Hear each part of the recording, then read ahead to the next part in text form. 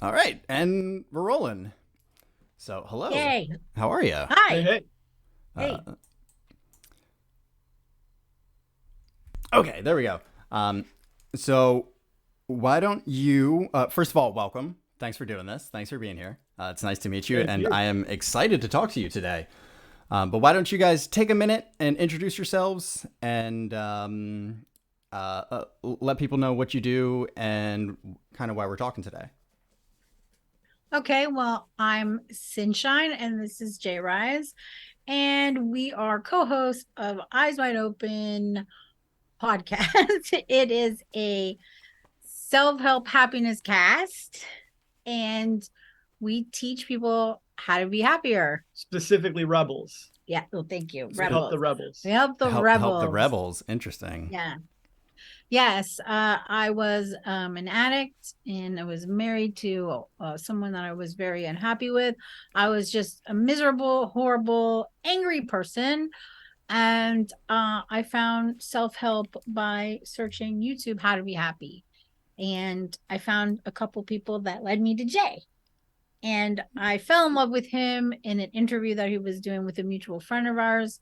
And I harassed him until he paid Well, so attention to so me. so you guys you didn't know each other before, but you found him through YouTube interviews? YouTube. He did an interview Wow. with someone. Yeah. Yeah, I worked pretty closely with Evan Carmichael for a long time, like over a decade. I don't know if you know him, but I don't, but I'm gonna write the name down. yeah, 3 million followers on YouTube, so he's big enough. Um, and because of that, I got a lot of exposure through Evan's channel, and people started interviewing me, and she found me through one of those. Yeah. And he had a newsletter. And I was trying to get on that newsletter because there was like you had made like some videos about it at the end of Evan's videos, and I really wanted to see what it was. And so I tried to sign up with like 5 different emails, and I couldn't get on there. So I reached out to him, and he helped me get on the newsletter, and we became friends and started collaborating. And I mean, I was in love like from the first go, but he took him longer. But yeah, and so he helped me change my entire life. He helped me go from I was 120 pounds heavier, and I was a drug addict Mm, and using prescription painkillers. I was anxious and depressed, and I just was really a mean person.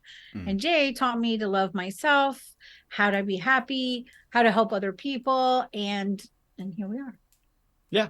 And then, am I supposed to talk about my homeless years or Yeah, like, please. I don't know. Well, I Yeah. mean, yeah, you guys can go as in depth into this as you would like. The floor is yours. So, as much as you're comfortable with sharing, yeah.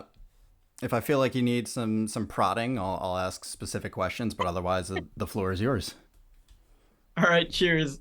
I'll just summarize. I was evicted, broke, homeless, robbed, jailed, betrayed, abandoned, depressed, suicidal, and more. And I eventually pulled myself out of that and started helping Evan Carmichael. And, 15 years later, here I am running the Eyes Wide Open podcast with Sin. So Yeah. how long have you been doing the podcast? Almost a year now, Almost a Yeah. year. like This year. 11 months or 10 months or Yeah. something. Yeah. It's been super fun. Awesome. How long have So you been doing your podcast? I'm brand new. I think you guys are number 7. Nice. Awesome. So Yay. yeah, yeah. But Yay.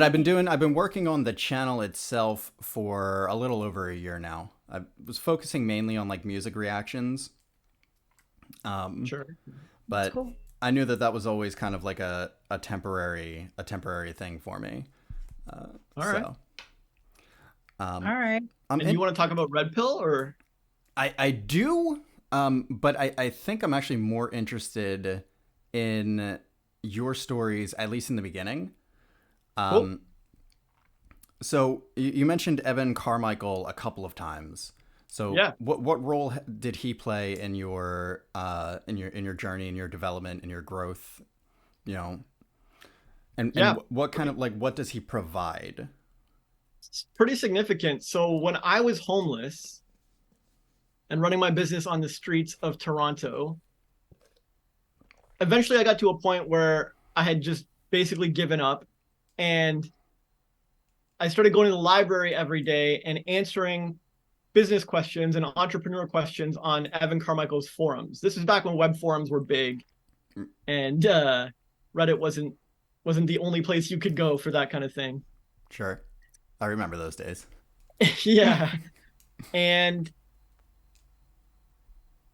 it was basically my full-time job. I would just go on there and answer everybody's questions in the forum. And so were you doing this for him, or were you just doing this for... No, I was just okay. bored. Like, okay. I was homeless and I go to the library. Yeah. Go to, okay. yeah. So I have kind of a knack for insights or fresh perspectives, fresh views on things in life, especially business and branding.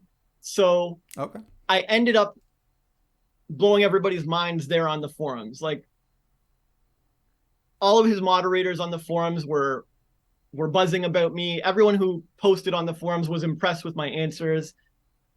And if you show up and provide value enough on a famous person's platforms, they eventually get to know you. Like, their gatekeepers will eventually mention you to the personality or the influencer and so on. And so I eventually got on Evan's radar. And after our first few meetings, we ended up working together on a project, and it just sort of ballooned from there. And I started helping him with every project. I was his right-hand man. He called me his consigliere. And I basically advised him on everything that his business was doing. I want to interrupt you for a second and just interject that Jay is an actual genius who is a speed reader and takes in information and knows about probably most topics in the world, not every topic, but most topics. And business is his like forte. That's what he's really, really good at. I don't know. You might say I'm better at relationships. Well, okay. Well, see, now there's that that thing that I go through, because you're so good at all of these things, relationships and I and haven't business been sick in 20 years. And health and like money and all these topics that he is next level genius at. So I just wanted to put that like, he's not an ordinary person learning these things and doing and teaching this on the forums. Like, he knows what he's talking about, and anybody who puts whatever he says into action, they get results. Yeah, that's why Evan like partnered up with me. Yeah, exactly. That's why I've been. I'm sorry. Can I stop you there? I'm still. Maybe I missed it. What exactly does Evan do? What's his? No. So he's like a Tony Robbins, a Gary Vaynerchuk kind of guy. Oh! I see. Yeah. All right. Personal development guru. Yeah. I'm definitely gonna check him out then. Yeah. I highly recommend it. He's very, very good. Yeah, and Jay helped him with all his branding and his what's it, the gesture, and because Evan does this like signature sound, his gesture, his slogan, the anthem, the espresso thing, website. We took his YouTube to go from 1,000 followers to 3 something million, and now YouTube flies him out to conferences, and he teaches people how to make better thumbnails, and we worked on all that stuff together. But anyways, yeah. And I found Jay through Evan, because when I typed into YouTube, how can I be happy, when I was a miserable sad sack, Evan came up. Evan was one of the first videos that came up, and so I started following his content, and I incorporated it into my homeschool even back when my kids were little.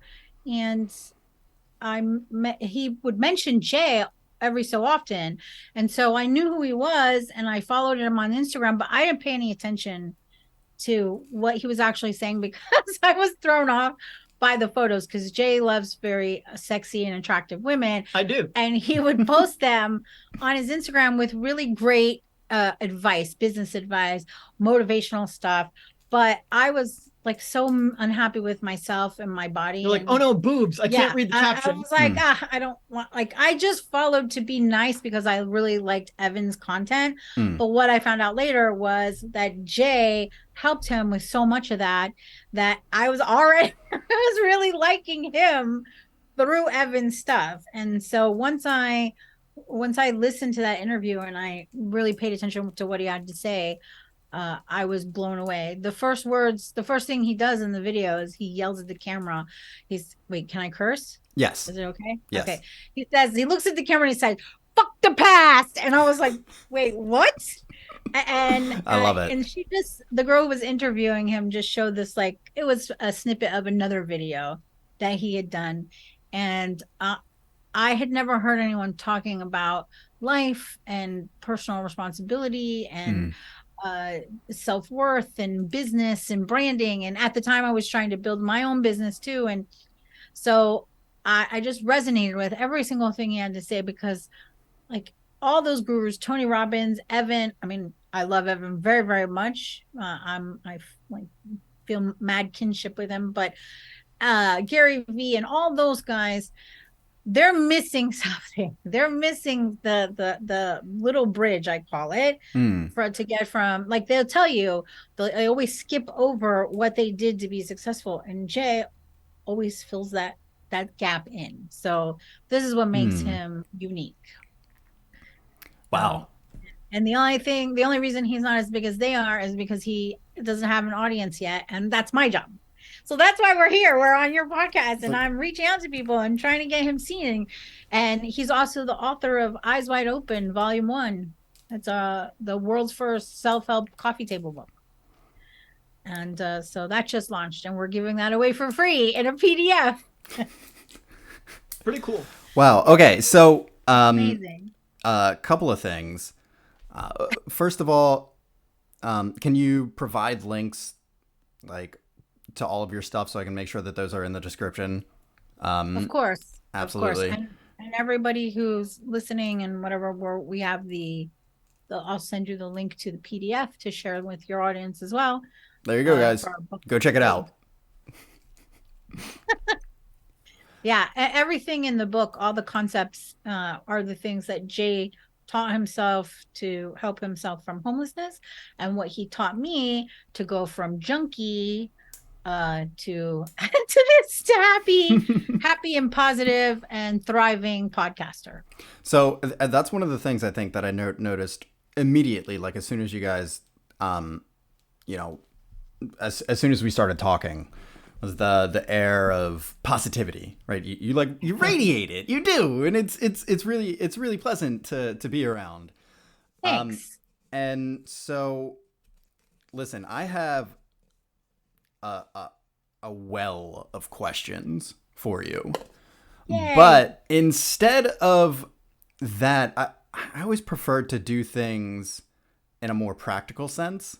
So I think that we can get to know each other a little bit better if we are, I think, maybe contending with each other's ideas in real time. Sure. So awesome. I guess that brings us to the red pill discussion. Let's do it. So I had made a post to Reddit, I think, asking for anybody who knew anything about the red pill space, regardless of what side you were on, to come in and talk to me about your experiences with it. And because I'm fascinated by it personally, and well, maybe professionally, you could say I'm fascinated by it. Personally, it saved my marriage and probably saved my life. So wow. I'm interested to see kind of like what other people's takes on it is, and kind of just like I guess widen my knowledge base, for it as well. So. Yeah, well, we love it. Jay has some interesting perspectives on that as well, on everything he had. And I was a hardcore woke liberal. I had voted Democrat since I was 18, so in a couple of elections too. Still, just to Okay, more than two, but whatever. I'm not dating myself. um and so I was really strict, liberal and open. And then Jay introduced me to Andrew Tate's content and just Pearly Things as well. Okay. And I started really going on a deep dive into all their content. And I realized I am not a Democrat. I realized that I do not Yeah. resonate with a lot of these things. Now, I also, after months of watching the red pill stuff, I also am not fully conservative either. Hmm. And so a lot of their stuff I do completely agree with, and I'm on board. And they have a total point and they're right. But some things I lean a tad bit left.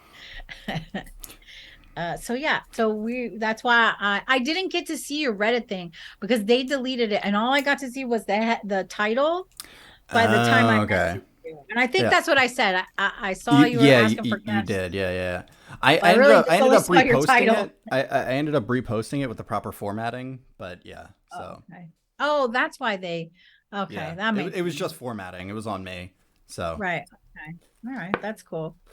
Well, yeah, and so that's why I was interested in coming on here and talking about it. So yeah, we're open to whatever point of view you have, and want to, I'd love to hear how it saved your marriage. um and we can get to that, but I really want to know like, so you told me a little bit about your experience with it and like how you came to know about it. And it seems like you're generally aligned with the content. Maybe not all of it, but Some of the generally. core concepts. Yeah. So when Jay showed me the content, I loved Pearl and didn't like Andrew Tate at all. And now Mm. that has changed. Now I like Andrew Tate, and I'm not a fan of Pearl so much anymore. Interesting. So what was the switch for Pearl with you? What was the first video that you showed me about with Pearl? Was a relationship? Oh, it was just a long episode of her interviewing those African UK people. Right. Oh, that's right. And they were talking about relationships and feminists, and I was like, she's right. Like, oh my God, she's so right. When she was talking about feminists and like how they are harming women, and why the women are wrong about, because they get the when they get a divorce, they're the first ones to do a divorce, Mm. initiate a divorce. They get all the money, they get the full custody, and women really have more, and they're fighting for I don't know what Mm. anymore. And so like this resonated with me as a former feminist. I am a traditional wife. I for with Jay, and he leads and I follow, and this is a relationship that I'm quite happy with. And so the more I listen to Pearl talk about this kind of thing, with about feminism and relationships and women, the more mm, I was attracted to more of what she was saying, and I wanted to. Yeah, I really liked that she was throwing women under the bus. Like, because I agreed. I was like, she has a point. She doesn't do it in a way that I would like for her to, Mm. because like you said, we're super positive people. We're really kind, and so Pearl's not so much. she's not so Yeah. much. Yeah. So yeah, So was that What what about it the is switch? for you? The um oh, sorry. Wait, I'm sorry. What did you say? Well, his initial question was what happened to switch you from Oh, Pearl to oh, Tate? oh, oh, yeah. So then I apologize. I didn't No, go answer the ahead. full question. Totally fine. Okay, so then I started watching more and more Tate. And then recently his interviews where we watched a bit where he was on Pearl, and he started talking about motherhood, and he like got all soft and his voice got low, and like he really made sense to me. and he wasn't really like a jackass and loud and Mm. hateful Yeah. in that video, and he just seemed like a real person. So he seemed more mature lately. Yeah, he seemed more mature, and like all the stuff he's gone through has kind of shown him what life really is about and what he should be like, maybe has more of a clear mission, Mm. because he has this huge audience, and before there was really no clear mission. And still, I think he could use some help with that too. I think that he could use a conversation with Jay, to be honest, to help him be more clear on his mission. But the fact that he's really the only one out there being open and loud with young men about being better people, being better men, stepping up and doing what men should do. And as a mom of a son, of a boy, this, like, I really resonate with this. And his own father, he's not Jay's son, his own father is not stepping up. And so where before I wouldn't want Andrew to be around my son, now I'd be happy for him to have a conversation with him. Yeah. And we have an episode about that too. So would you say then it was more you kind of outgrew Pearl's content? I think she started throwing women under the bus a little too much. She like posted about like women shouldn't be judges because when they're on their period they're emotional, and like she went really too far for me with that, because as a woman who gets her period and I am emotional, that doesn't impair my judgment. It doesn't impair me now anyway. Maybe before it might have. It doesn't have to, I think, is the point. Your emotions don't have to impair your and the your way judgment. she makes it sound is like women shouldn't be in charge at all, and in any place. And there's somewhat I agree, like women shouldn't be in charge in doing physical things like being police officers or firemen. I just don't, for me personally, this is my opinion, I don't think they should be doing this. A woman isn't going to be able to pick up a 250-pound man who's dying out of a burning building. It's just not possible. Or maybe it is, because I know Jay would say it's a third way, but it's just, for me, the physical stuff, I don't think they really need to be in charge. And I think it's totally possible for a woman to be in a position of power and still be feminine and still be a traditional person. I think it's possible. And so Pearl, like, I think when she's my age, she's going to look back and be like, oh, well, I can't believe I said that. We'll see. We'll see. Yeah. Because the thing is, when you're in the practice of holding yourself accountable, you're going to grow. And so it's possible that she's just in a transitionary phase right now where because her show is almost a carbon copy of Fresh and Fit. So, which is, it's fine. That's not no shade or whatever. There's a market for it. And so have at it, I say. But if all you're doing is copying another show just for the success, then you'll probably burn out. I think if she does, I think in order for her to avoid burning out, she'll have to come into her own. And as that happens, growth and maturity, I think, have to be an inextricable part of that. So if there's no growth, if there's no maturity, then she's just gonna decay. And I do see your point, because it seems like she's a full-blown misogynist at this point. Like her she's gone a little bit, but she didn't start that way. Yeah, she definitely didn't start that way. And I feel like she's just gone too far to the right for me now. Though, I mean, what she's done is really impressive for herself. I think she's an incredible girl, and I think that she has a long way to go as a person, and to learning and self-growth and self-love. And she could really use a conversation with Jay as well. Well, listen, I don't want to make it sound like I think she's a full-blown misogynist. I want to make it clear that I don't know enough about her content to know whether or not this is just for show, or if this is really who she is. So I just want to make that clear. It's not a judgment, just, this is what it looks like to me from my limited perspective. Yeah, that's good. And I agree, because we don't really know her. Not only she knows what she really means and how she really feels. She could tell us all day long, but we won't know the truth. Right. So, yeah. But so Jay introduced me to her content, and I went really hard and went deep on all of the stuff, and then it just started to feel like a lot of repeating. Like it was just a lot of over and over, just different guests. Yeah. And the same thing. And I thought, ugh, I'm bored. Okay. Right. Love you, Pearl. Which is kind of what I mean when I said, when I asked you if it was more that you outgrew her content, then it was like you really have an issue with her specifically. So. Oh yeah, no, I think she's a lovely girl, and I really, I've seen her like trying to step up her game and try to be more feminine, and like I'm really happy for her. I think that when she finds her footing, she's gonna do a great job. So what about you, Jay? What about me? Yeah. You want to know my experience with the red pill? I do. Quite. Much quite. So,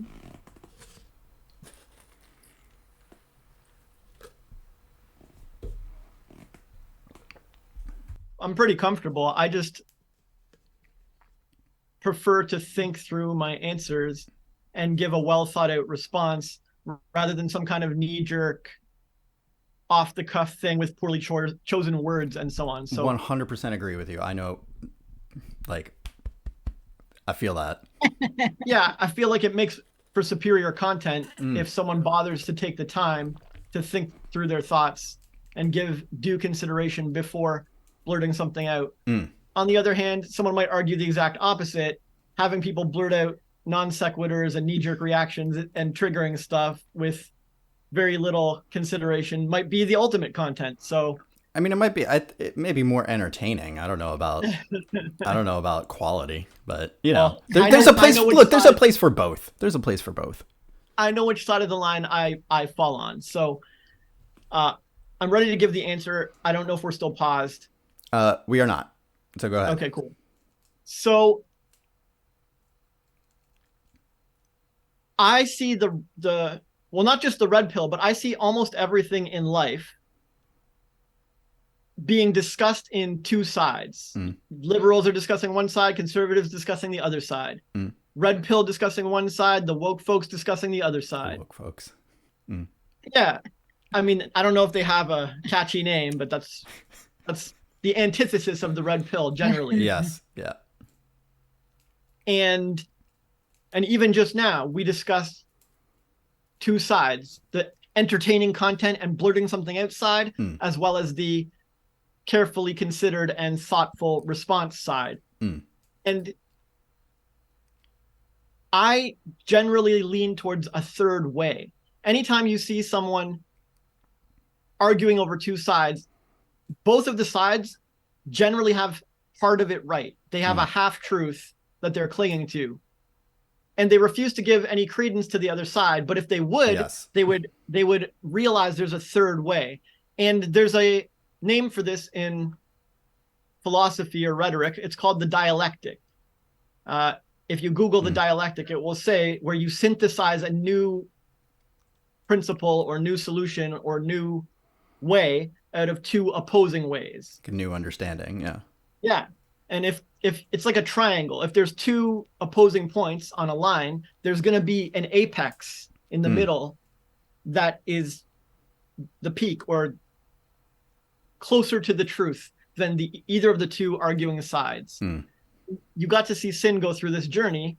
For a good chunk of her life, she was heavily towards the left, the liberal, the woke thing.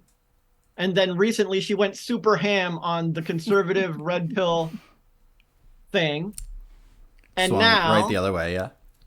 And now she's arrived at sort of a middle ground, and she describes herself as partyless or the third party or third way or leaning slightly left but mostly center or some other thing like this. Yes.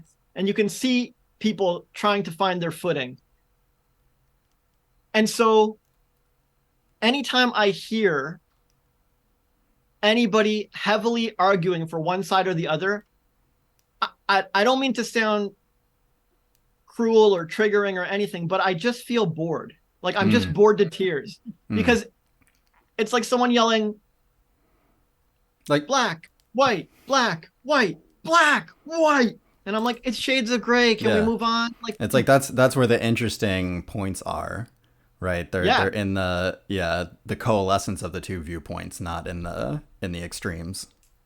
Yeah, but the extremes and the radical views is where the clicks lie. So if Pearl wants clicks, or Andrew Tate wants clicks, they need to pick one of those radical sides and shout it out loud. Right. And if they do that, they'll get the clicks. So then there's no room for nuance or shades of gray, and you don't get to the real truth ever because everybody's obsessed over these extreme radical views. Right. And it's possible they're just doing it for show, like you said, because that's what get clicks. If I want clicks, I have to play the game and do the same thing. Now I need to have a clickbait extreme radical headline. If we want people to watch this episode, we need to say something like homeless dude and junkie hate the red pill or something like this, right? Like, and you're going to get the clicks. Yeah. If you say something like 3 reasonable humans dig into the nuances of red pill and woke folks, ain't no one clicking on that. Yeah, probably not. I mean, I might, but I'm, apparently not a whole lot of people are like me in that respect. So sure, it's a small percentage of the population. I would click on it because I love nuance and I love reasonable humans. Yes. But just because the 3 of us would click on it doesn't mean it's a good strategy for Pearl and Tate to blow up. Right. And that's fine. I get this. So I understand. But what often happens is people start believing their own rhetoric and they start out doing clickbait to get those clicks, but then they start believing the things they're saying. And they buy into their own headlines. And instead of getting into the nuances, once they've hooked the audience, like instead of using a clickbait headline, getting the audience, getting the clicks, and then discussing the nuances in a level-headed way, they actually buy into their own clickbait and buy into their own rhetoric and defend their headline as if it's truth. So even if they started out well-intentioned and just using clickbait to get the audience, they end up as radical and as extreme as their own headlines anyways. And so to me, that's boring, right? It's so boring to hear someone say, the indigenous people are right. No, the colonizers are right. No, the indigenous are right. No, the colonizers are right. It's like, okay, how long can I listen to this? Yeah. Or the woke left is correct. No, the red pill is correct. No, the woke left is correct. No, the red pill is correct. It's like, there's nothing here. There's no meat. There's no juice. This is the most empty discussion a human being could ever have. It's like 2 children in a schoolyard saying, no, you stole my toy. No, it's my toy. No, it's my toy. And these are full-grown adults on YouTube making dedicated content to their side, to their it's my toy side. Yeah. And I'm like, man, dude, this is brutal. And so the reason I introduced Sin to the red pill isn't because I'm like an extreme red pill radical and I love that stuff. It's just because I could see she was getting too far to one side and she needed the counter argument. She learned so many things from her feminist parents and friends and teachers and whatever. And she's just repeating the party line. So she's one of those extreme views. I didn't expect her to go swing to the other extreme view, but I'm not surprised. This is how most people think. They just look to latch onto or identify with an extreme view. And if they can latch onto or identify with an extreme view, it simplifies their life and they no longer have to think.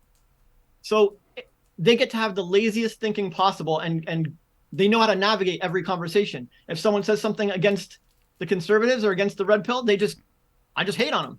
They're wrong. I hate them.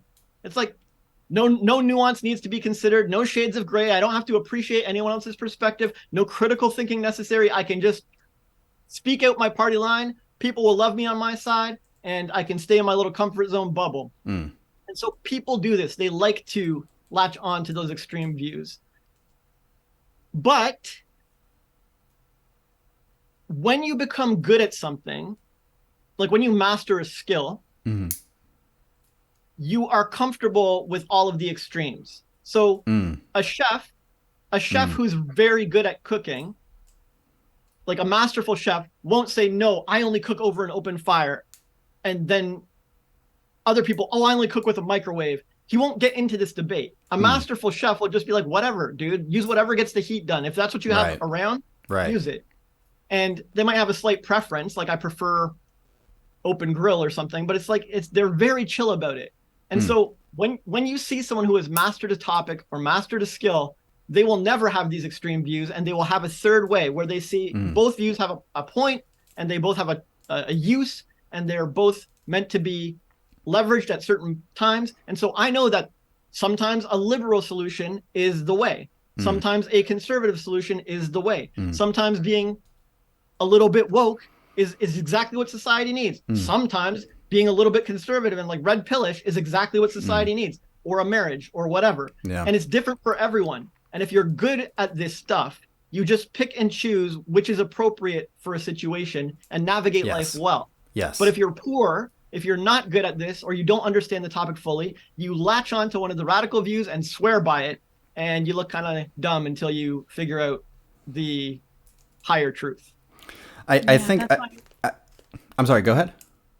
I was going to say that's why sometimes you'll see those videos where they ask a liberal or a Republican a question, and they just repeat like, you know, whatever the party line is. And then when they ask like for deeper questions, they just stare at the camera, or they walk away, or they just get mad. I'm not answering you, because they really don't have a deeper understanding, or they don't know the nuances of the question or the issue, and they're just going hard on their side. you know, and for me, I think that's particularly frustrating, in addition to being boring, because it's like you can just say, I actually don't know. I don't have a good answer for that. And like that's a lot more honest and authentic, and actually it's a lot more interesting than digging your heels in, or a lot of times people are on both sides will resort to just ad hominem attacks when they have nothing of substance to say. So you kind of, on the one hand, you kind of know you've won if the other person has resorted to the ad hominem attacks, but at the same time, if understanding hasn't taken place between the two parties, neither party has won. So yeah. But they make it so you can't win. Like, you might be making your best effort as a master chef to choose the right tools and make the right arguments and create understanding. But if the radical extremist wants to cling to their identity politics or whatever, they are guaranteeing a win is impossible. Right? Well, you said it's I mean, yes, to an extent, but it's like, that's why my approach tends to be, I need to understand your side before I'm even willing to get into my side, because absolutely, if you have a viewpoint that has that's so rigid that you have no wiggle room, then it's not even worth it for me to engage in the discussion, because it's just I'm bored already, basically. Yeah, I totally agree. I guess my only point is, there are 8 billion people on the planet, and all of them are at different stages of life. And so I personally wouldn't try to convince a child who was throwing a tantrum, who blamed me for, I don't know, grabbing them off the street and saving them from a car, if they're just mad that I didn't let them get their toy. Like, you broke my toy, it's still on the street or whatever. I'm not going to have this argument with this child, because they're going to ensure I can't win. No understanding is going to be reached. This is like a tantruming child. So it doesn't matter if I understand his side or anything. Nothing I can do. The only win is to not pick a fight or pick a discussion, or attempt to convince this tantruming child at this point in time. So the only real win is to spot the guaranteed losers and step back. It's a good way to look at it. Well, a lot of the extremists are basically tantruming children, and having a discussion with them is as effective. This is absolutely a point that I think almost nobody realizes, is that's exactly what these people are. Most of the people on the internet, most of the fan base on it doesn't matter what it is, they're tantruming childs. but they think they're full-grown adults. Right. Yes. Right. And if you have this skill, life becomes easy. You never end up in a debate you can't win. You never spin your wheels for 4 hours with someone who's never going to realize it. Like if you can spot the tantruming children and the guaranteed loser, you just gracefully like, oh, okay, sure, you're right, sir. The left is the way, or the right is the way. And I don't try to engage in any nuance because there's no point. Exactly. That's when you say, thank you for your input. Yeah. Thank you for your input. Yeah. People love that. Yeah. So did I just end the whole red pill debate? Are we done? I'm trying to find a way. Maybe it'll be more fruitful if we try and figure out where we actually disagree. I don't know if we do. I don't know that we do either, because it's like there are caveats and nuances throughout the whole thing. Like I said, I think it saved not just my marriage, but probably my life. And sure. I don't agree that just because it's offensive that it should be canceled, that you shouldn't be able to talk about it. That I don't agree that. Listen. One of the things that I like about this channel and that I like about doing these podcasts is that it actually gives me an opportunity to think through and to talk out my points of view.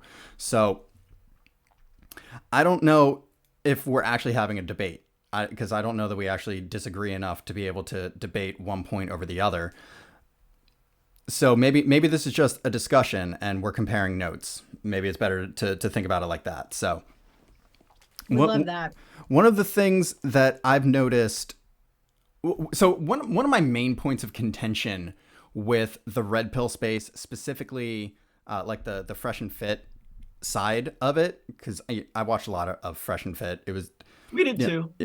Entertaining for a while, and then really, honestly, I spent most of my time listening to Rollo Tomasi, because I think that his stuff was more conceptual, I think, in nature, and so it provided the context that I needed at that time in my life. And I would like listen to Fresh and Fit when I needed a break and something more on the entertaining side, right? So I consider Fresh and Fit more entertainment than education. Agreed. Yeah.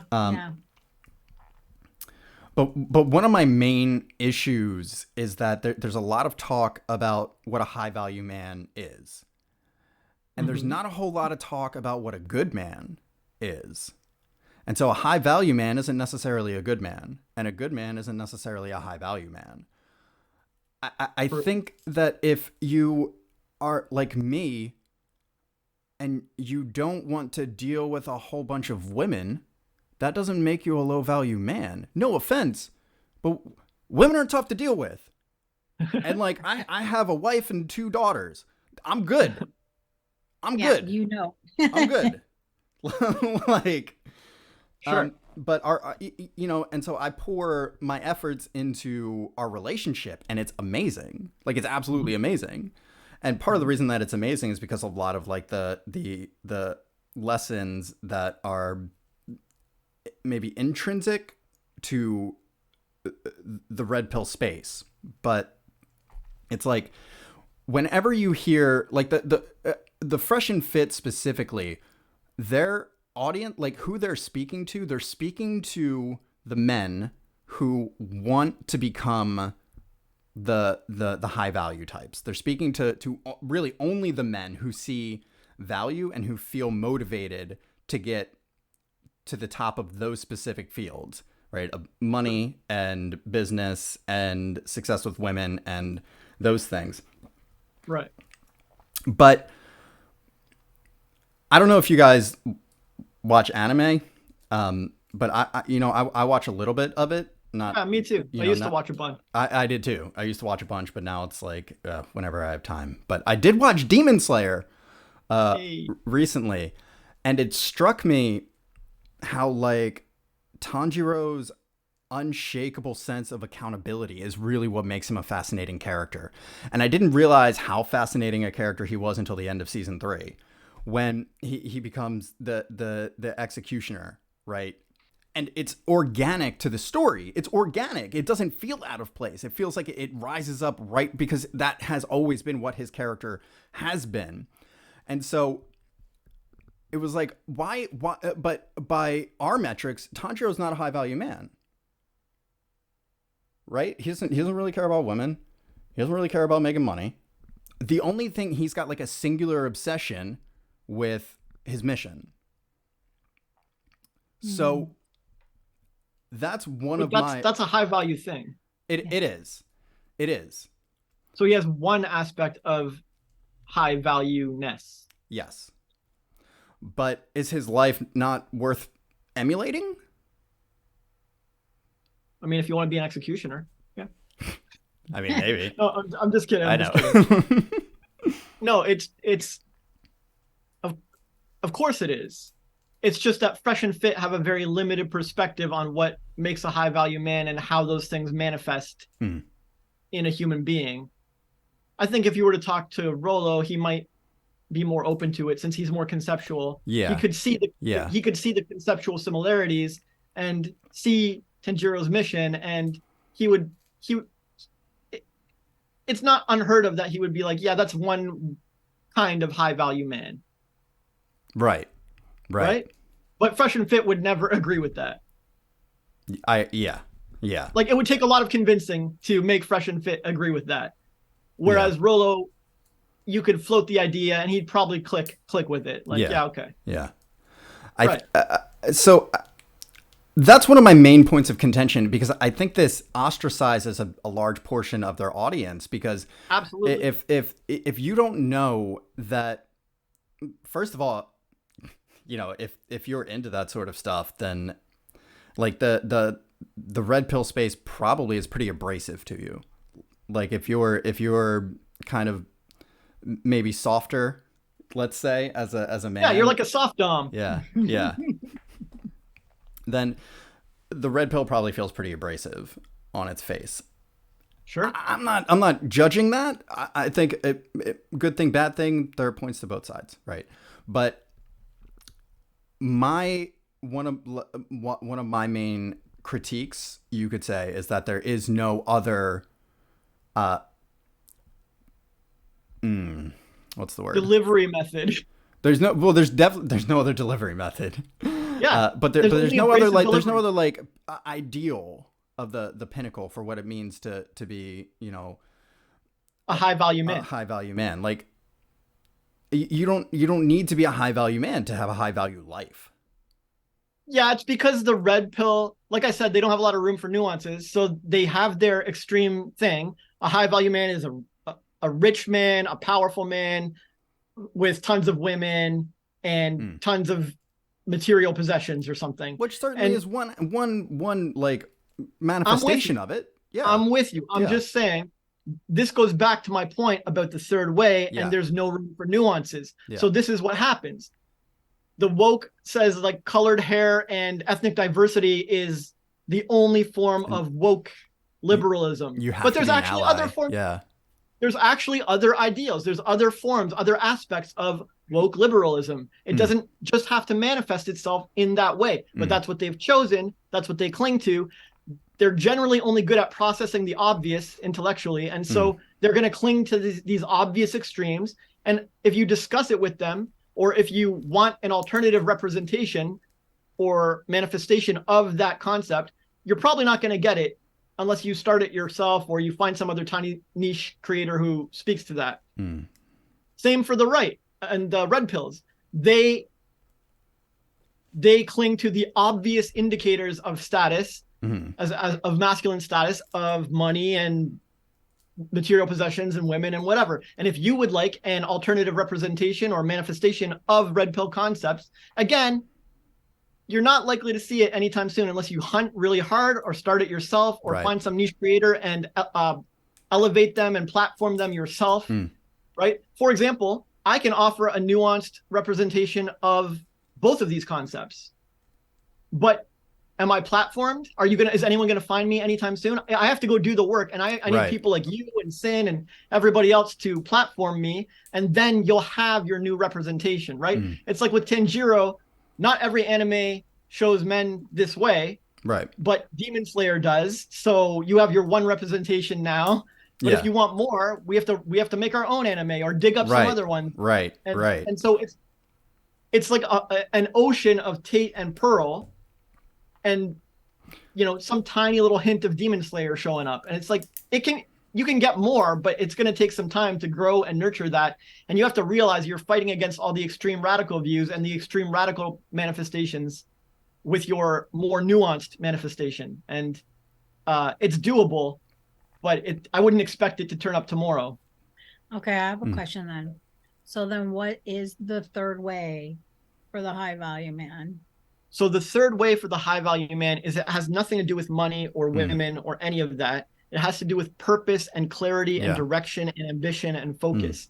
And those things can be applied to anything. They can be applied to a family. So you could just be a family man, but you could be the ultimate family man. You see what I'm saying? You could put other family men to shame. Like it's embarrassing. Yeah. Or you could apply your focus and clarity and direction and ambition and purpose to a charity. And so you're not very wealthy, but you have created the world's best charity or something. Or a church, or yeah. Or a popsicle stick sculpture. Like if you're the Guinness World Record holder for popsicle sticks, you've devoted your life to that. You have focus, you have clarity, you have drive, you have purpose, you have ambition. And some women, many women will find this attractive. Yeah. Like I think the point, because I've been considering this for some time now as well. Me too. But it's like the things. So like the money, the women, the status. I think they're all a consequence of living your life with purpose and clarity. Yeah, I call them side effects. Yes, perfect. Yeah, and I think everything has side effects, right? Medicine. I think maybe it can be confusing if you're trying to make your side effect the purpose, the goal. Yeah.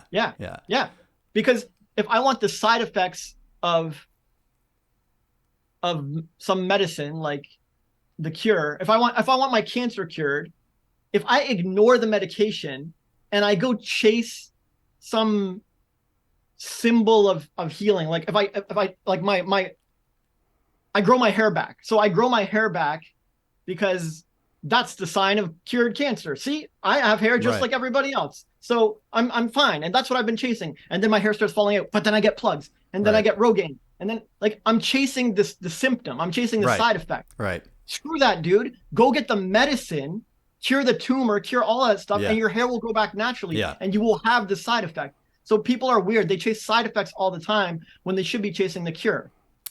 Completely 100% agree with you. 100% agree with you. That's why you got Demon Slayer. Yes, yeah. I mean, I think it can be a little, I mean, for me, maddening, because you go, it's so few and far between are people who have, this approach to their life, right? I'm going to teach more of them. Look, I'll help. Thank you. Like I'll do literally whatever I can. I mean, like we'll do it together. We'll do it together. Like let's do it. Let's teach them. So, because even though there's so much. Oh my God, I don't even know how I want to start this. We can pause. Do you want to pause? Yeah. It's hard to reflect. Yeah. I might need to, but yeah, all good. Yeah, we encourage it. Okay, so we were talking about how it's maddening, specifically for me, because people with these approaches are so few and far between, and I'm a reflective person, and I self-analyze ruthlessly. And so it's like, am I right about this? Am I taking the right approach? Is this, like, should I be tweaking something? Because it feels like I'm just banging my head against the wall. And so I end up feeling kind of crazy sometimes. Sure.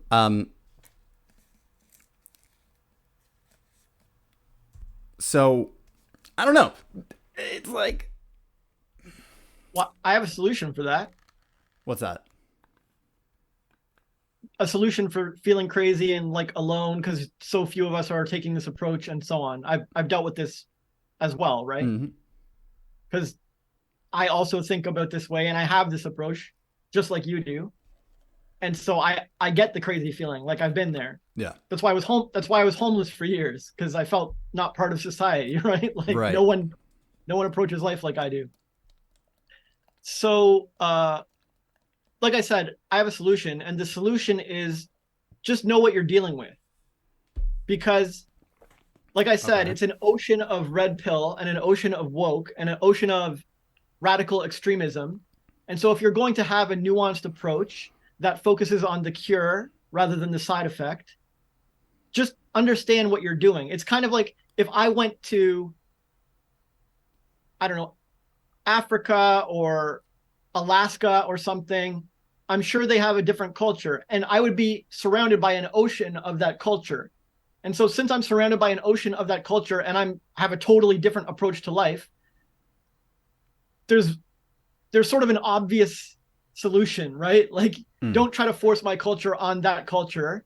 Mm-hmm. Don't feel weird and alone. Of course I feel a bit alone or isolated, or like I don't have people to relate to or connect to, or who don't approach life like I do, because why would I? Like why would I have that if I'm surrounded by this totally different culture, right? And so this perspective brings sanity. It brings sanity because it brings calmness, because it's like, well, I'm surrounded by an ocean of a different culture. And it's true, very few people do approach life like me, at least here. And so I have two options. One, I can like move somewhere else on the planet Earth where more people approach life the way I do. And so if I went to a Tibetan monastery, I bet they would have much more room for nuance than the extremism of the US or the North America or whatever. Right. Right. They're all unplugged. They're unplugged from the internet for the most part. They're, they meet travelers from all kinds, and they open their religion, and they're all about non-judgment. And I'm much more likely to find nuance there than I am in a nightclub or on social media. So that's option one, is I go find more like minds. They must exist. It's up to me to find them. My second option is to stay in this culture where I'm surrounded by an ocean of people who see life differently. The Eskimo culture or Inuit culture or the African culture, or wherever I end up going. I can stay there and do my best to blend with them, and then gently bring them over to my side or show them my way of life or give them a new way of approaching. And one by one, slowly but surely, I'll get a good chunk of them on my side, especially if I'm patient enough to wait generations, right? If I teach their children, because children are always more open-minded. So if I teach my view or my approach on life to the youngsters, I'm much more likely to get more like minds. And then it spreads and it spreads, and it reaches the elders of the tribe and so on. Some of them never come around, but some of them do. But the point is, I'm sane and calm the whole time. I'm not feeling this maddening burden because I understand that I'm one man in an ocean of differentness. And because I'm aware of that, I have two very sane approaches to improve that situation for myself, right? To create the connection and create more like minds, or find them, migrate to them. That, I mean, it's a really good point. I like it, and I like that it's simple, right? It's just like understand what you're dealing with. Because I've been excuse me, I've been at kind of at odds with myself about how to proceed with the channel itself, because I understand that the way YouTube works and the way social media works is you have to be polarized in some way, and then you have to be able to incorporate some level of clickbait to get, like, literally you need people to click on your videos. And it's like, even just that feels disingenuous, and I don't like to move in ways that feel disingenuous to me. But if you're in Africa and they're telling you to eat oxtail, I don't like to eat oxtail, or ox tongue or whatever, But if that's the culture I'm in, I kind of have to play ball or move away. Like I have to leave that culture. So if you want to stick to your, like, if I want to be genuine, sincere, I have to leave that culture or risk offending them, right? Like I won't, I will fail if I try to be myself in that culture. If I go to move to some other culture and I try to be myself, I'm asking for trouble. That's a nightmare. Like, that's a really good point. You're just gonna piss. It's a really You're just good gonna point. piss everybody off. So I have two options: move somewhere that's more, has a higher affinity for my type of person, my way of being. Move away. Find more like minds, or embrace the culture that I've joined, and gently, slowly become myself. Like, convince them to like my way of approaching things, convince them to stop liking clickbait. If I wanted to succeed on YouTube right now in the way that you're describing, I would rename my podcast the Nuance Channel or the Nuance Podcast. And I would say, I would polarize YouTube by saying there will be no clickbait on this channel.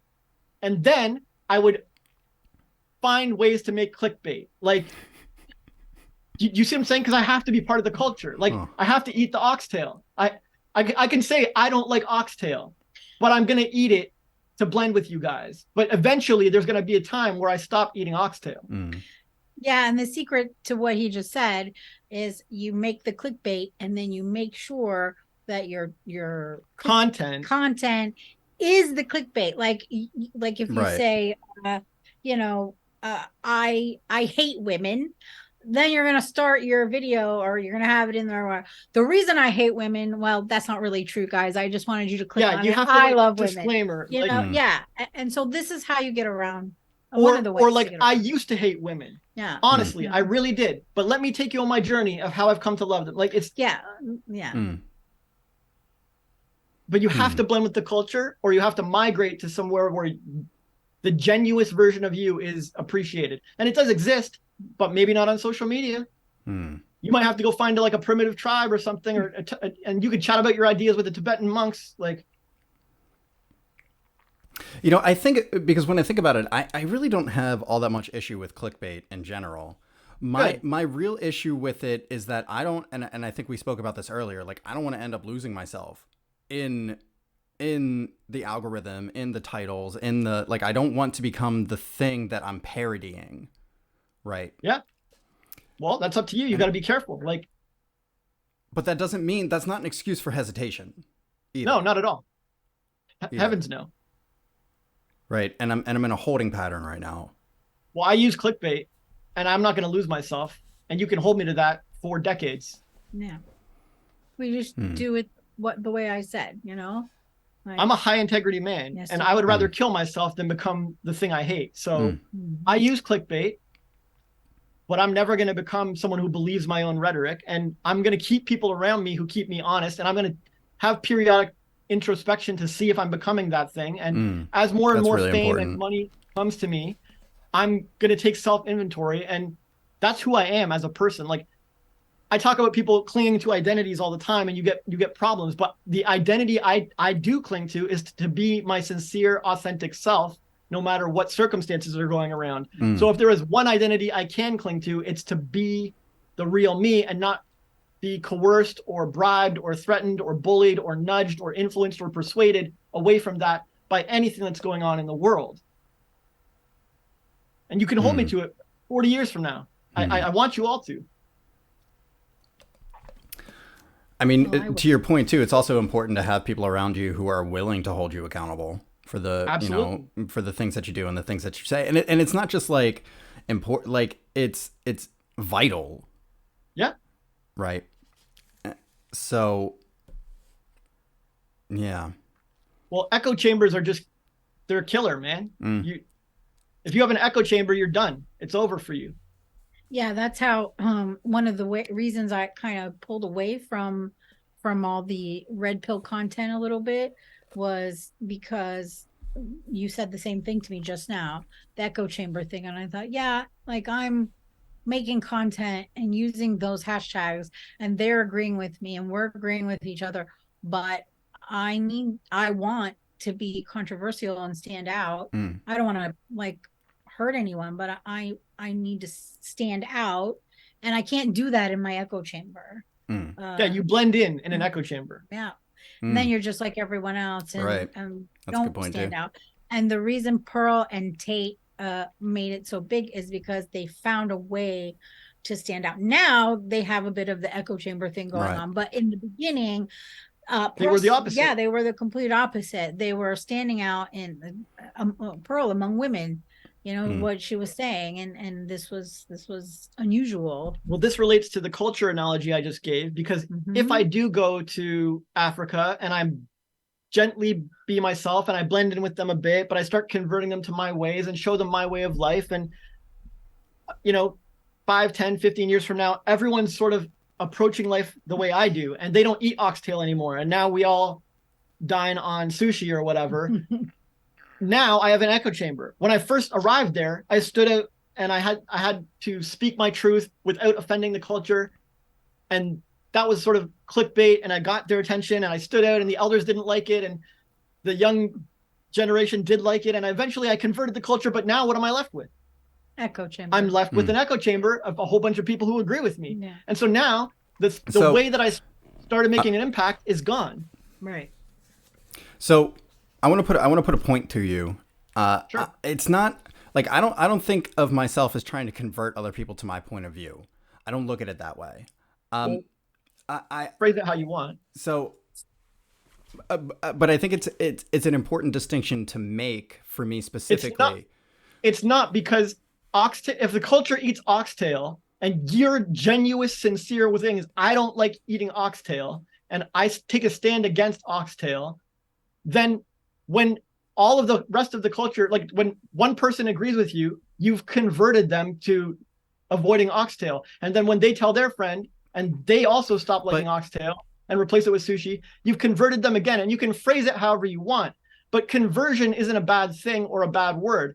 Business people try to make conversions. I'm not saying that it is. What I'm saying is that it's not my focus. If it happens, it's a side effect. It doesn't matter. Exactly. If it's a side effect, it's a side effect. But sure, that's not my point. That's not my approach. I'm not looking to convert people to my point of view on this. I agree with you. I'm saying if you go take medicine, the side effect is you cure the cancer, right? Like if you go to the gym every day and your focus isn't to be ripped, but the side effect might be that you're ripped. Like that's just the side effect of going to the gym every single day. That's actually my situation. Like I'm not ripped, but I don't work out to get ripped. Well, whatever. But my point is that it's not healthy to seek out the side effects or obsess over them, but it's very healthy to understand that they exist and they will come. So that's a really good point. I don't bat an eye about conversions when I convert people to my view, because that wasn't my goal or intention, and I'm not out there chasing conversions. I see. But it's healthy to know that that is a side effect of the thing that I'm pursuing. Yeah. No, he gets it. It's just it's good. The word conversion has a stigma, and yes, it's all good. It does, and one of the things that I do really well is I think I'm acutely aware of my own sense of being authenticity, and so when something is put to me that creates a sense of dissonance, I don't like to let that slide. Right? Absolutely. And I'm glad you didn't. And I am too, because now I have a deeper understanding of the thing. So it was brilliant. I'm so proud of you, man. Like, oh, thank you. I want more people to stand up like you do and to speak up when they feel that discord or that dissonance. Yeah. And that's how we get real conversations and real understandings. And I never get to speak about that topic, and I wouldn't have had the chance to speak about that topic without your authenticity. Exactly. Exactly. And so good. This is really what disagreement looks like. Really, most of it ends up just being a misunderstanding of like we're I have a different definition than you do. Yeah. It's some nuance. Exactly. And now we've both won. I love it. Because I feel awesome. I just want to hug you. Yeah. Like, I'm like, this is amazing. Like, this is real talk. Yes. Yeah. Yes. Exactly. Yes. More podcasts need this. I agree with you. So with that in mind, I was thinking about this.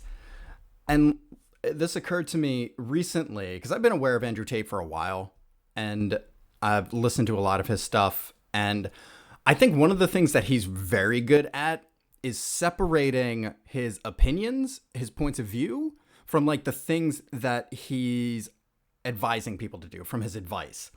And if you're not so clued into the nuance, you miss the distinctions, but it doesn't mean they're not there, and it doesn't mean they're not intentional. And I think that's one of the reasons why he's appeared so bulletproof, is because he's very intentional about that right from the beginning.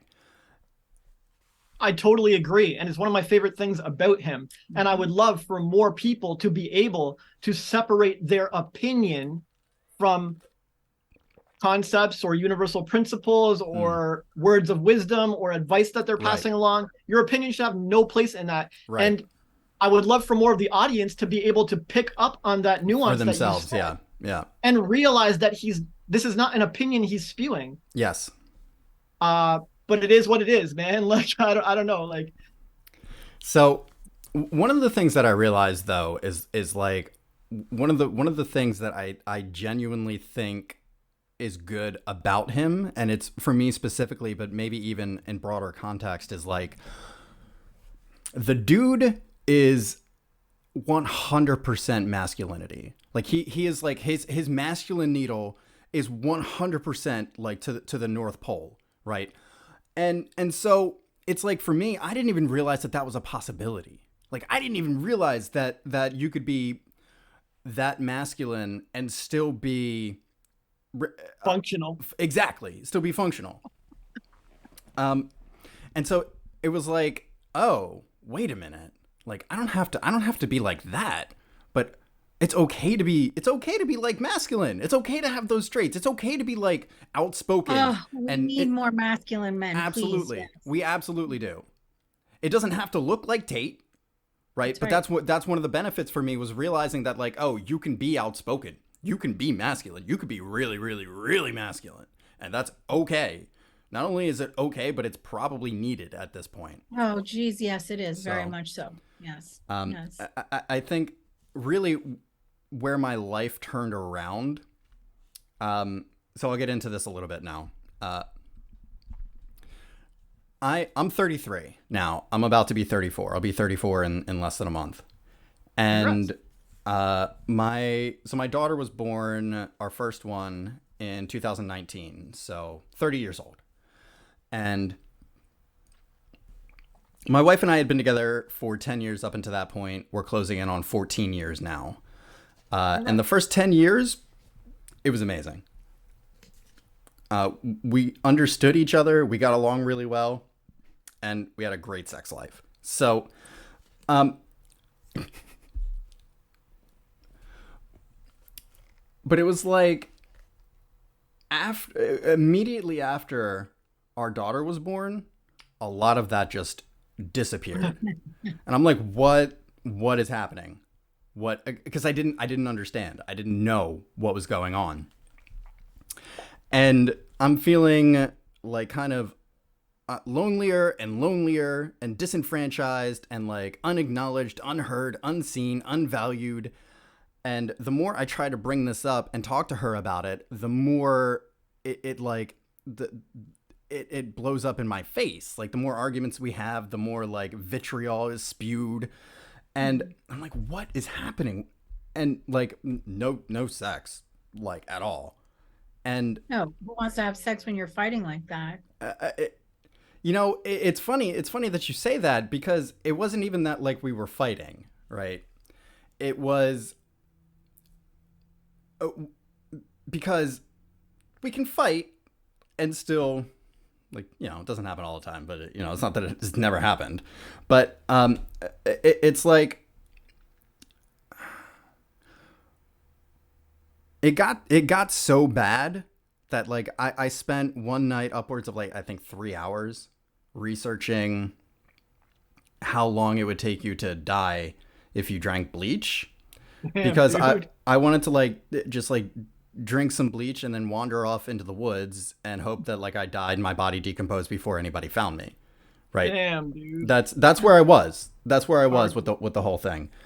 And it was like the next day.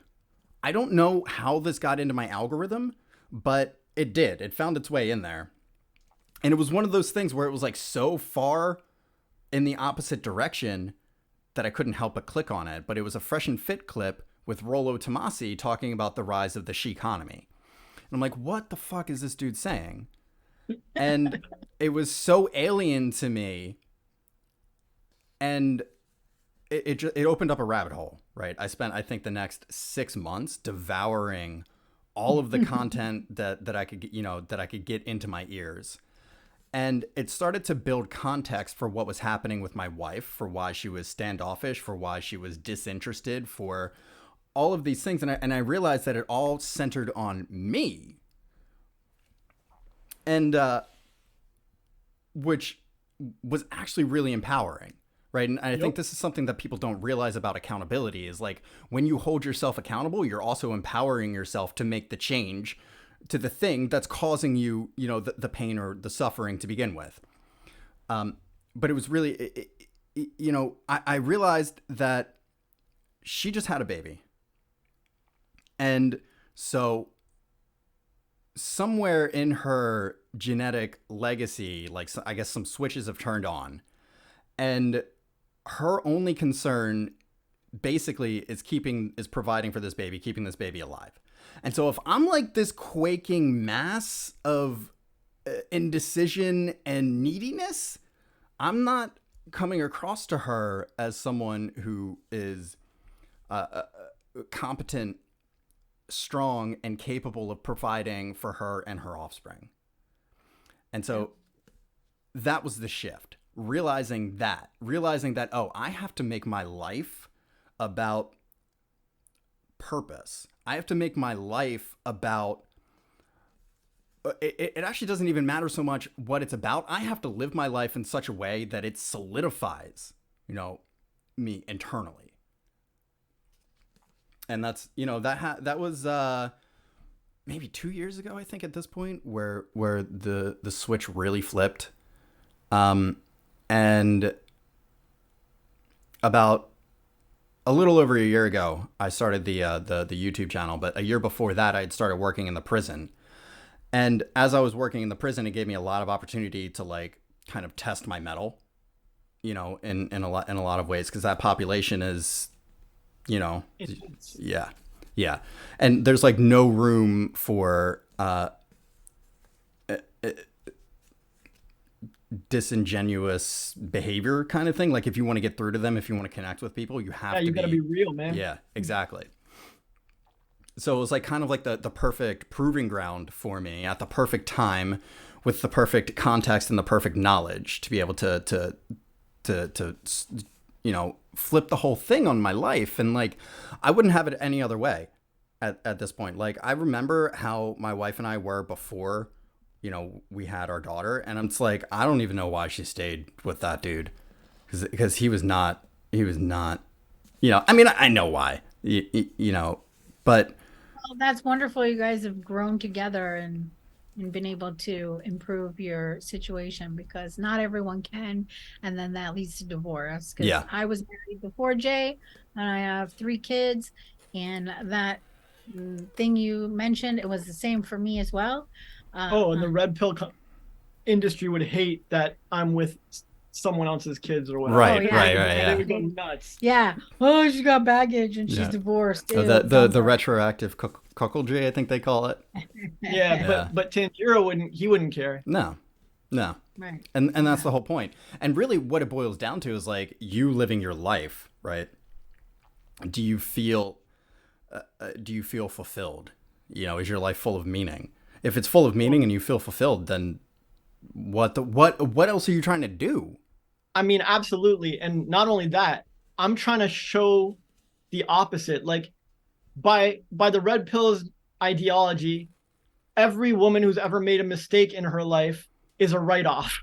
So like if they make one mistake or have a kid or whatever, write off.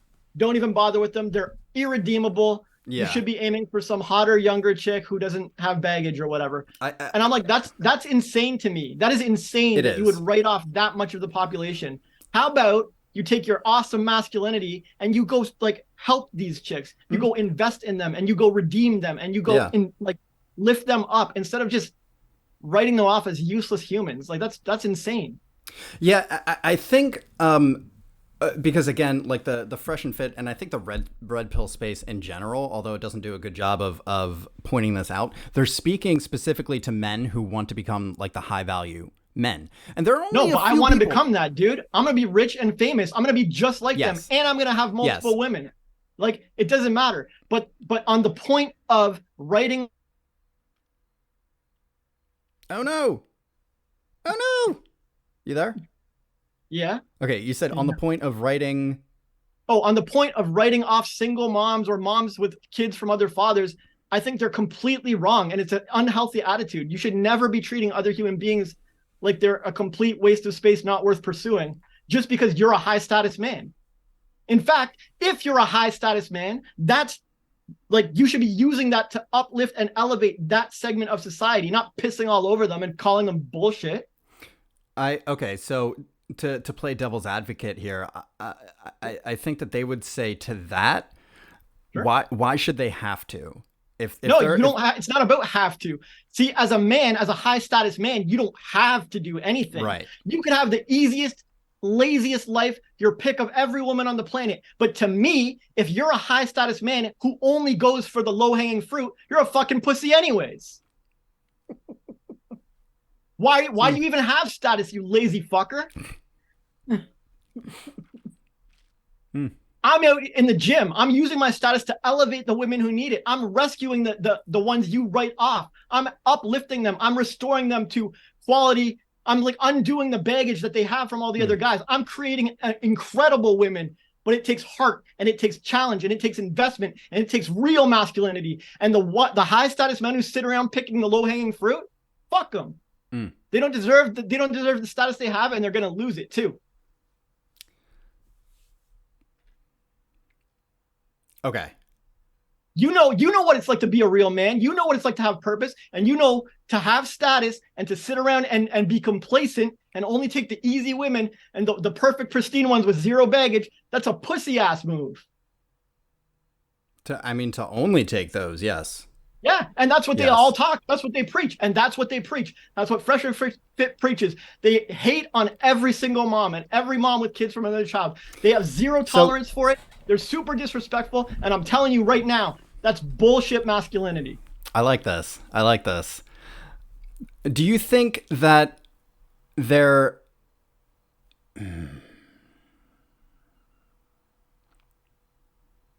I could go viral for this clip. You show this to all the red pill people, they will go ballistic. I just have to figure out how to get people to click on it. Like, I'll clip it out. Dude, you just write it here. Former homeless dude calls out entire red pill community for being hating single moms or whatever. For hating single mom, for being lazy. Yeah, for hating single moms. Like, yeah. I mean, if you're gonna create clickbait, the right thing to do is to write 10, 20, 30 headlines and keep playing with it until you nail the words and the language that resonates. Even hire a copywriter or talk it over with a copywriter. Make sure it resonates with the audience. But this clip right here, if it is treated correctly with correct headline generation, can easily go viral and blow up your entire podcast. God damn it. Because that's what I want. No one calls out the red pill community on this except me. It's the first time they've ever heard it. They know I'm speaking it with truth. They can feel the sincerity from it. I'm like Andrew Tate level shit over here, calling them out. So I want to push back on that a little bit, just because I think it's important. Sure. My sense when they call out the single mothers isn't necessarily because the single mothers have made mistakes. It's because of the entitlement. Sure. That comes with that. Sure. I agree with you completely. But entitlement is a mistake, just like old you, 30-year-old you, sitting around with no personal responsibility, whining and complaining is a masculine mistake. Yes. Entitlement is a feminine mistake. Ooh. But I don't write you off. I just help you get your shit together, and I give you content that uplifts you. So for a woman to make a feminine mistake of entitlement, I do the same fucking thing. But they write them off with so much disrespect and prejudice, it's ridiculous. These are high status men who think they know the world and they know their shit, and they make all the allowances in the world for people like you who haven't learned your personal responsibility at 30, but they make zero allowance for the entitled women. What the fuck, man? Do you think that some of that is a response to the fact that there are no allowances made for men anywhere in our social spaces? Sure. I think it's totally a response to that, but I don't think it's a good response. Like eye for an eye makes the whole world blind, man. Great job, masculine guys. Oh, super good response. You just have no allowance for women because they had no allowance for you. Be the bigger man. Where is the status? Fucking pussies. Whew. My goodness. I told you, different perspective. Yeah. But he's right. You're right. They can hate all they want, man. The truth is the truth. You can't argue with it. It's bulletproof. Just like Tate's points are bulletproof. My point here is bulletproof. I really like this. For a lot of reasons. I mean, but one of the reasons that I really like it, and I know we're getting close to time, so we'll wrap up here in a minute. But one of the reasons that I really like it has to do with like when you're learning a new skill, right? I play guitar, right, in my free time, and so it's only kind of recently that I've gotten to the point to where I can spontaneously generate melody with the guitar. So Good. a lot of what happens is like the first time you play something, it sounds kind of just like that, a whole bunch of nonsense, but that's kind of the point. There's a process of refination, right? And I made that word up. But there's a process of refinement that happens. And so the more you stick with it, the more nuance really comes out of whatever point, whatever thing you're trying to say. So that's what I'm seeing happening here is like there's a whole lot of nonsense, right? The red pill space is kind of new, so it all kind of sounds like this. But through discussions like these, it's like iron sharpens iron. So the points are becoming more salient. The points are becoming more articulate and nuanced. And so there are more avenues open to people who are on the outside and can feel something real resonating within it, but don't have an avenue that they themselves feel is appropriate for them to travel. So I really appreciate that. And I really thank you for coming on here and giving your viewpoints. It was a lot of fun. Thank you, man. Thanks for leaving the space. You brought some of the fire out of me there. I never get to talk about this stuff. Absolutely. That's awesome. And I'm gonna send you our Andrew Tate episodes that you might enjoy those. Yeah, you'll like. Oh, hell yeah. Yeah. All right, guys. Thank you so much. Well, once again, if you wanna plug your stuff right here at the end, feel free. So where can people find you? Where can Yeah, you can find us on YouTube at Eyes Wide Open Pod, and that's really the only social platform we're focused on. We are focused and clear on what we want and what we're doing and where we're doing it. So we're on YouTube, and I'm also going to give you the link to put in the description for a free PDF of the world's first self-help coffee table book called Eyes Wide Open Volume 1. Awesome. All right, guys, go check it out. Woo! Thank you.